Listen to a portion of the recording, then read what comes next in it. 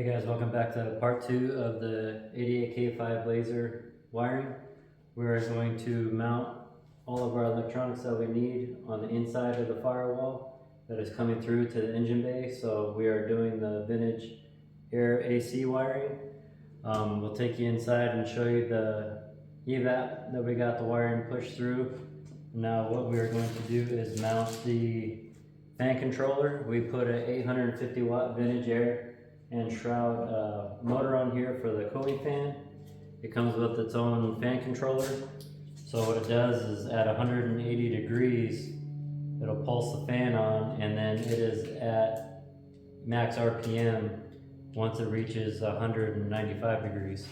Or if you do a cold startup and it's 80 degrees outside and you want the AC, as soon as you flip that switch, there's a trinary switch down here that it'll engage and turn on the fan, so you got max amount of heat exchange through the condenser before anything gets up to operating temperature. So you got colder than normal AC. So we have a ICT billet adapter that's got to go in the head to fit this in the back, and then we are going to run the wiring and then hook the fan control wiring up for the motor, run everything to the battery, get everything cleanly tied up, but we're running everything long, so once we get our battery in here, then we'll make up all the connections. But we'll pop you inside, show you what we did, and then I'll get you set up on the tripod so you can see everything else that's going on. All right, so inside the Blazer, we had the vintage air evap already on and mounted before I started doing the carpet padding.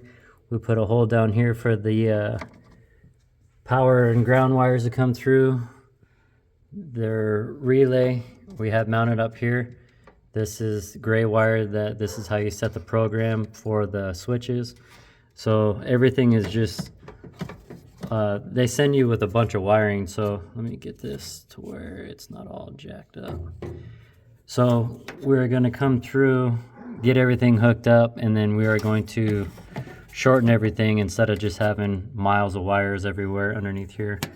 So this is the power for the control, and then the switches for the electronic switch panel is going to go in here, run that way. So the only external connections that we need to do as of yet is key on, and then the purple wire for the dash lights, so it lights up the switch panel in here. So we'll get switched back over to the engine bay.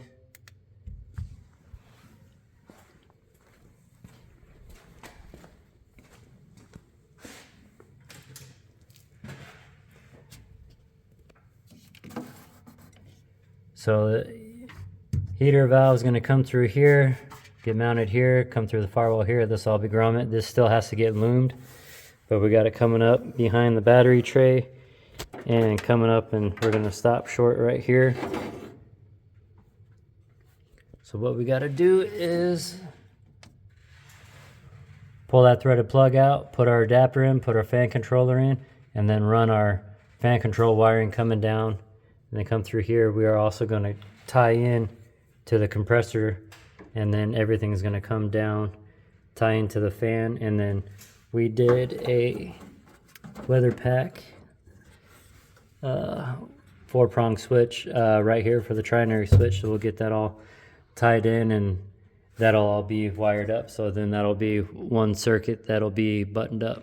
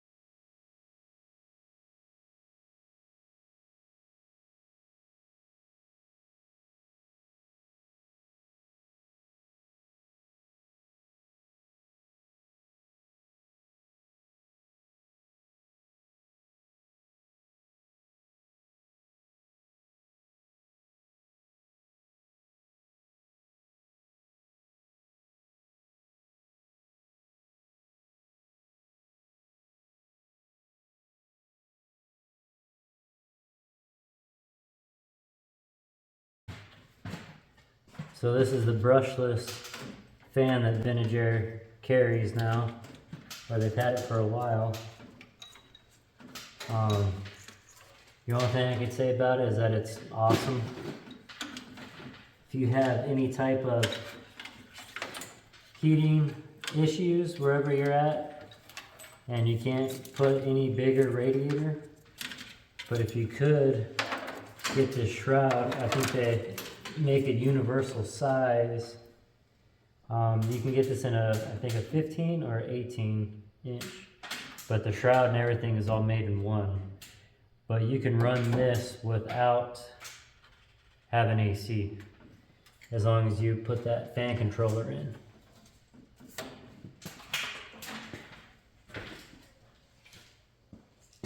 And when it comes on, you can suck a rag from this far away into the radiator. It just does nothing but move air.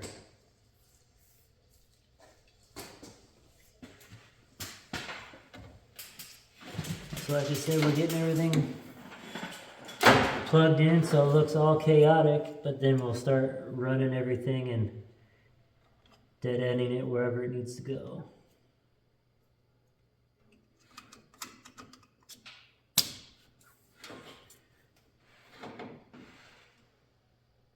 I mean, it's a fan. It's got 6-gauge power wire. That's what kind of amperage it's drawing.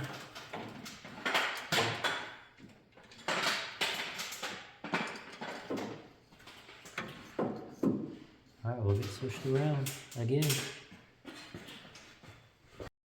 Here we're grouping the wire harnesses together. There's 3 sections. There will be the rear of the chassis, getting your tail lights, fuel sending unit, and backup lights that will run along the frame rail to the back tailgate. There is another section that is the front headlights and running lights that run along the inner fender to the core support. And then the third will be the engine electronics for triggering relays and where our fuses are going to be hooked up to.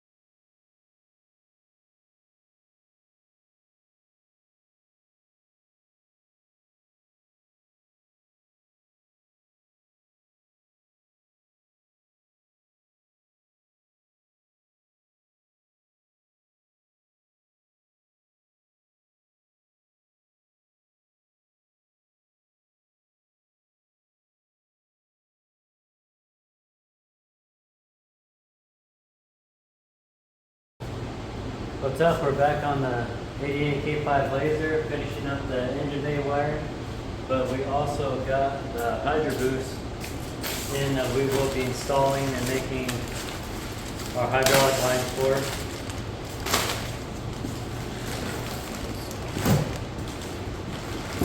Complete unit with Willwood master cylinder and adjustable proportioning valve and brake switch. So we'll get it opened up, installed, and then we'll bring you in and show you how we're going to run the lines.